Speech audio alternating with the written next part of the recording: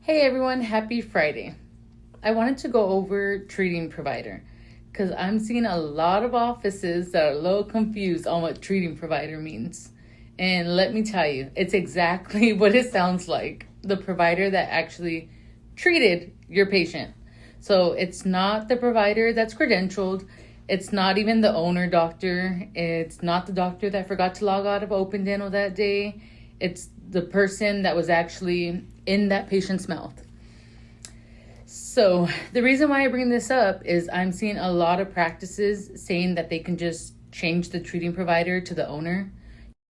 The most common reasons I hear that practices change the treating provider is we just acquired this practice. The previous owner said we can use their tax ID, NPI number. It takes so long to credential. Insurance won't pay unless Dr. So-and-so is on the claim form. The reason that really irritates me is we've always done it this way. Miss Susan, just because you always done it this way doesn't mean it's right or legal. Don't get me started on the liability that you're carrying. You know, Miss Karen, that patient, once she gets her EOB and she sees Dr. Smith when she saw Dr. John, she'll call the insurance company real quick, especially if they're upset with you. Affect you, it does. Because it doesn't just fall on the treating doctor, it doesn't fall on the owner doctor. If you're submitting the claims, if you have any knowledge of it, I was on a federal case where even the hygienist, the assistants could get indicted. So don't think that it won't happen to you, because it can. So we just signed on an office. Well, I shouldn't say we just signed on. Maybe about 3 months ago, we signed on an office. And, allegedly, they were switching out the treating provider. And they had no reason to. They were out of network.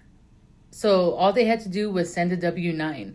But Miss Susan told me, we tried to bill it out under Dr. So-and-so, but the insurance didn't pay on it. The insurance couldn't recognize the treating provider because they never submitted a W-9.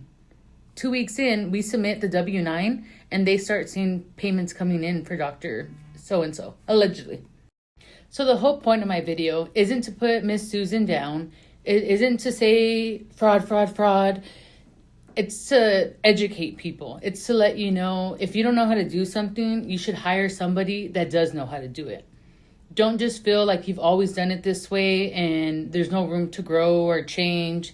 That's why us here at She Collects Consulting, we're always doing continuing education. We're always learning.